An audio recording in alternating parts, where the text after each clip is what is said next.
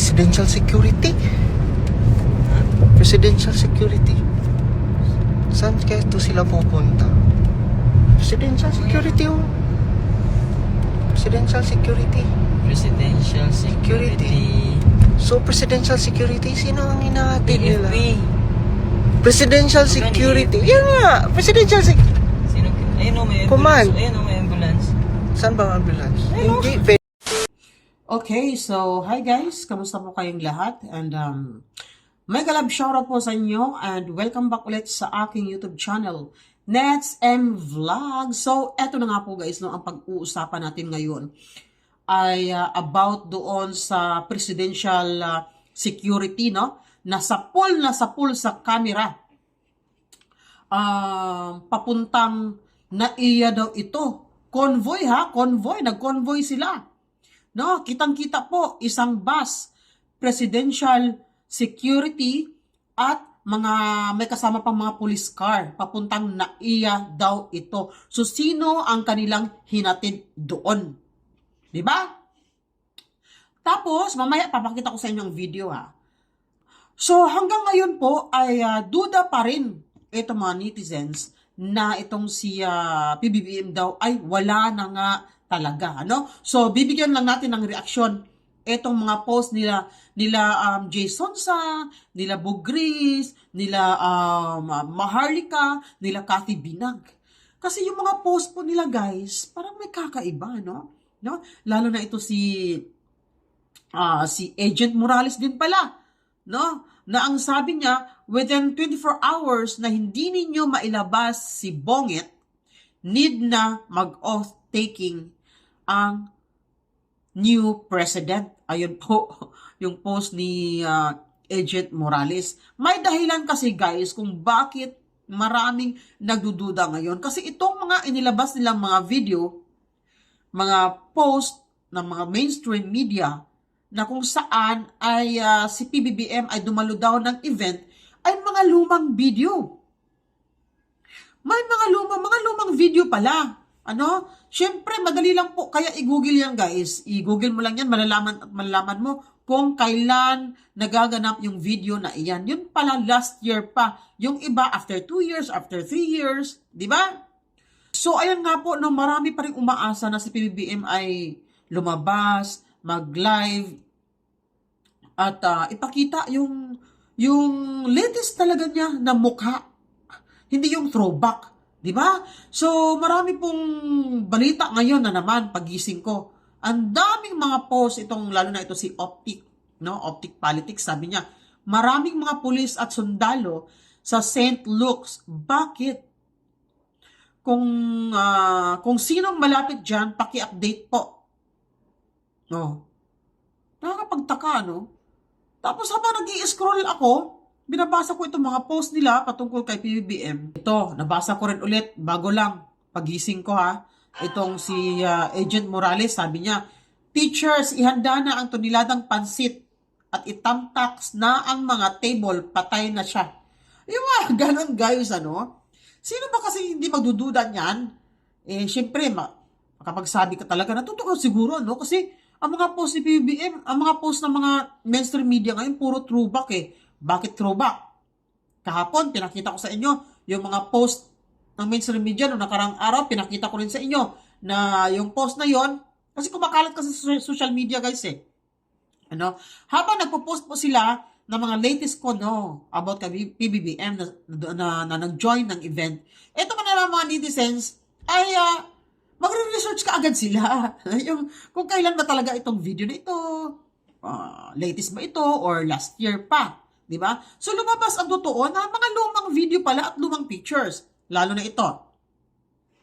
Siguro naman po, nakita nyo itong balitang ito, ano? Na itong si PBBM daw ay, ito po, binalita po ng GMA News. Na itong si PBBM daw ay, hindi ko maklaro kung ano ba yan. Ilapit ko nga. Look, President Ferdinand Bongbong Marcos Jr. Presided over the AFLIP Committee meeting today, April 7, 2026. Tapos nagtataka ang mga netizens, bakit yung screen blur? Hindi pinapakita yung date. Bakit blur ang screen? Ayan po. So, syempre, matatalino itong mga netizens natin, mga matanglawin ito. Ang ginawa nila ay nag-research ka agad. So, nakikita nila itong date, Kaya pala tinakpan yung screen, ay binlar yung screen kasi itong meeting pala ko, na in-upload ng GMA kahapon, na kunyari latest, yun pala ay lumang video na. Alam nyo ba kung kailan yung cabinet meeting na yun? Ito, April 15, 2024, last year lang. Wala kayong kawala. Kahit mag-upload kami ng mag-upload dyan na kunyari latest, marami ng matatalino ngayon. Uso na ang internet ngayon. Uso na ang Google ngayon. Google ba? Uso na. Diba?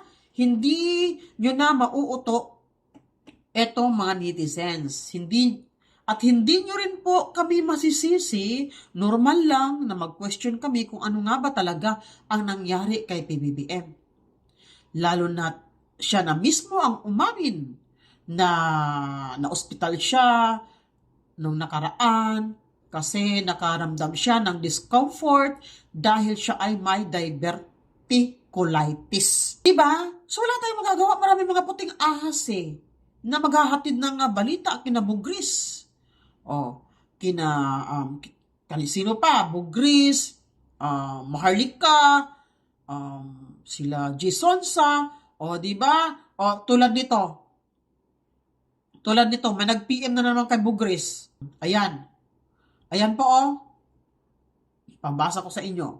St. Luke's is currently under tight security by the police and PSG. A closed-door meeting is happening inside now with BBM's medical doctors. Di ba tugma doon sa video? Tugma doon sa video, yung nag-convoy, presidential convoy, presidential security. May kinonvoy sila. Sino? Sino yung taong yun? Sino yung kinonvoy nila?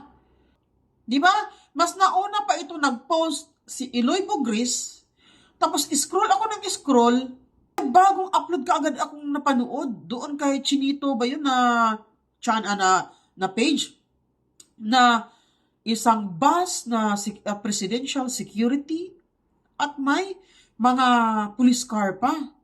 Tugma dito sa hala ka. Kita yung message basahin ko ulit. St. Luke's is currently under tight security by the police and PSG. A closed-door meeting is happening inside now with BBM's medical doctors. Naku pa!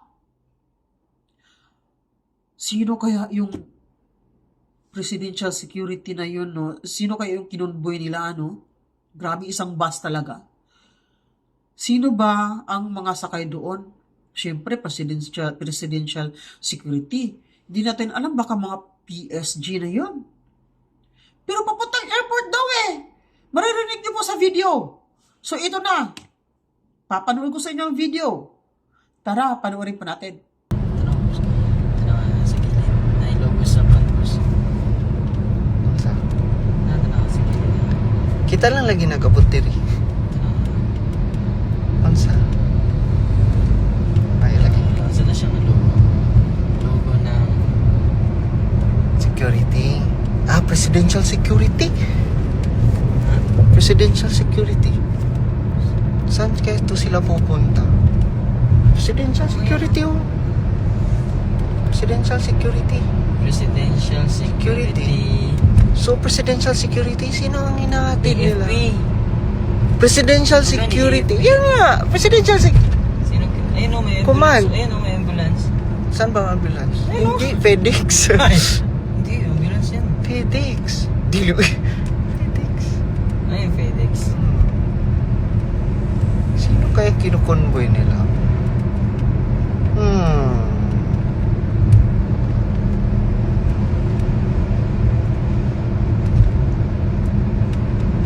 Tapos biglang, bakit ka nagbibideo?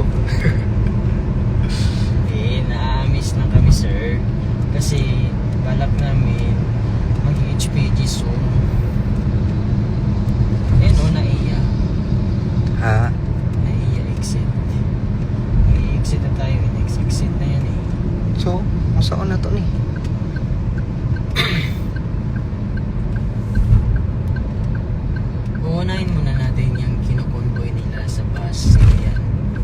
kay Jesus.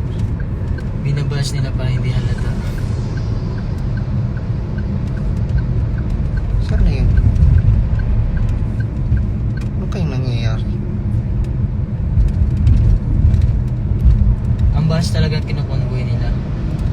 Kasi may nakakonvoy pa sa likod eh. So ibig sabihin yung bus ang pinaprotektahan nila.